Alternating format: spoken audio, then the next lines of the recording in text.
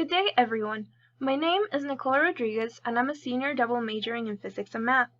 Today, I want to talk to you about the chaotic behavior of dynamical systems and how geometrical figures called fractals can help us make sense of chaos theory.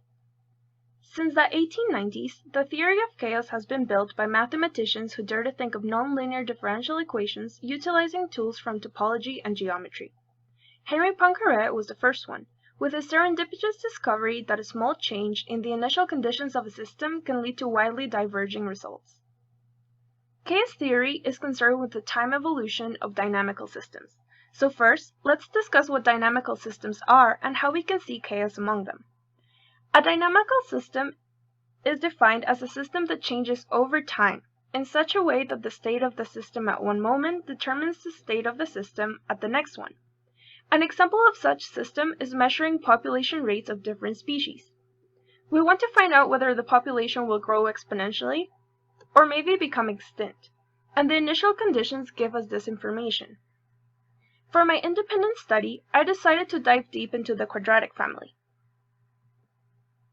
The quadratic family is denoted by this equation, where c is a parameter. Here is an example.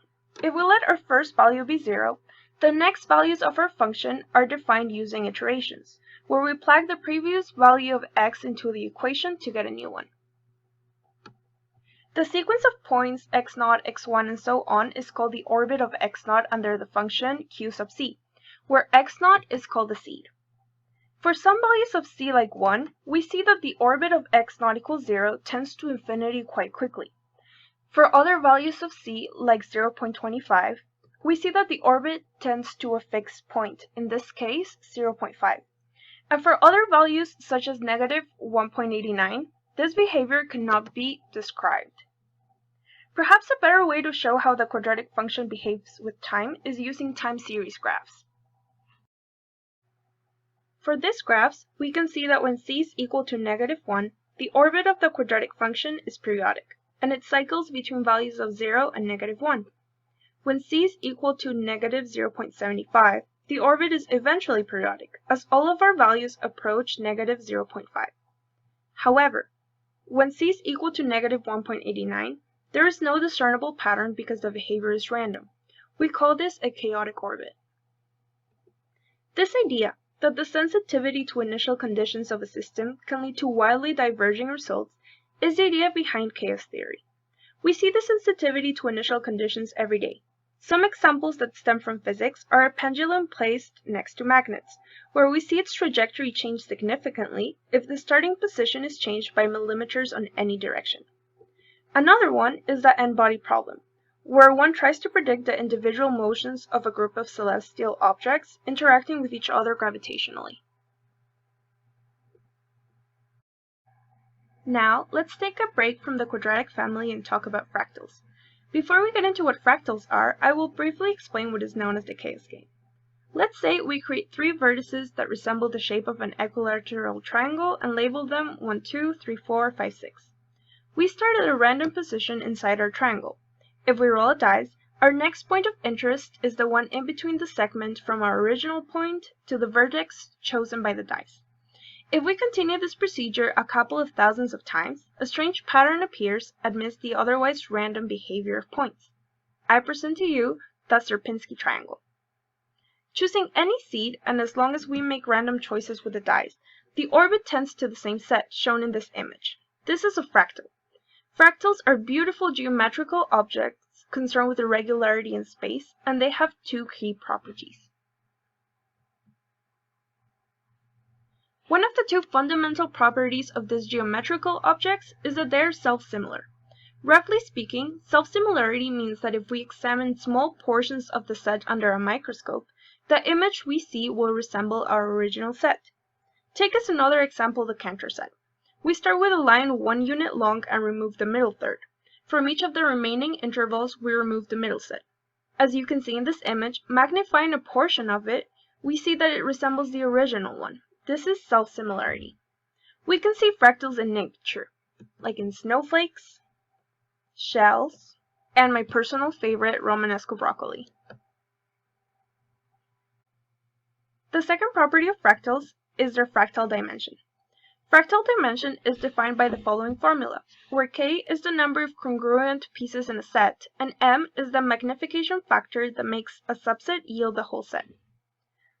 For example, for the Sierpinski triangle, we may subdivide this figure into 3 congruent triangles, each of which may be magnified by a factor of 2 to yield the whole figure. This makes its fractal dimension approximately 1.58. For the Cantor set, the number of intervals at each state of the construction is 2 to the nth power, but the magnification factor is 3 to the nth power, so its fractal dimension is approximately 0.63. In the case of fractals, we see that their fractal dimension always exceeds its topological dimension. So, why am I talking about fractals in a presentation concerning chaos theory? After all, fractals are concerned with irregularity in space, and chaos theory is concerned with irregularity over time. Well, it turns out most chaotic regions for dynamical systems are fractals, and I will be showing you how to use fractals to understand the quadratic family by plotting some examples in Python 3. We now consider quadratic functions of the following form, where z and c are complex numbers. Named after the French mathematician Gaston Julia, the Julia set was created in the 1920s to map the chaotic behavior of a complex function. Since we're dealing with complex numbers, we can map our quadratic function in the complex plane for a given value of c, and this is what we get. This set is an example of chaotic behavior, and it turns out to be a fractal. We can even zoom into a section of our graph and see that the fractal shape holds as we would expect from self-similarity. By changing our parameter c, we can create different fractal shapes for the quadratic Julia set.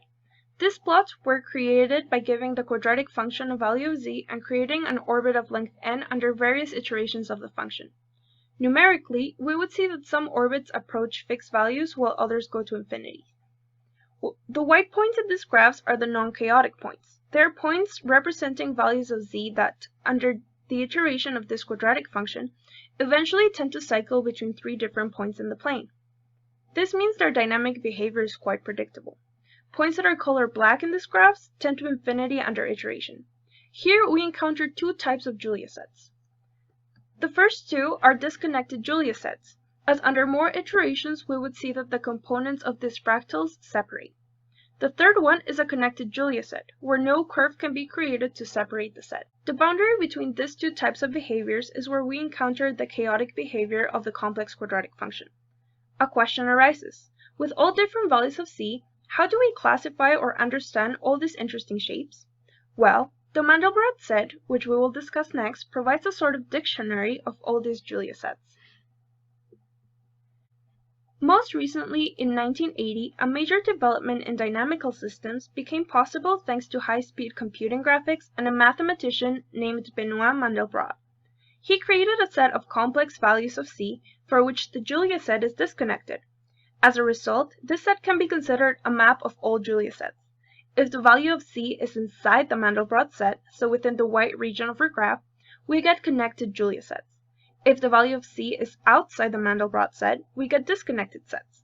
The Mandelbrot set allows us to study the chaotic behavior of Julia sets for different values of c, and is an example of how we can use fractals to give a little order to chaos theory.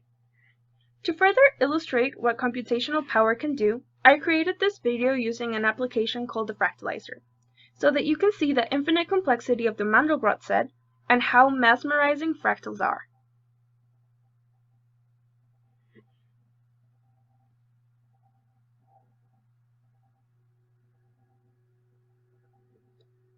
For future steps, I would like to optimize my Python 3 code so that creating fractals is more computationally efficient and hopefully be able to code cool zoom-in videos like the one I created using the Fractalizer application. I am also interested in increasing the number of iterations in the Julia and Mandelbrot plots to further study the behavior of complex quadratic functions in greater detail. Thank you for watching this presentation. If you have any questions, feel free to reach out.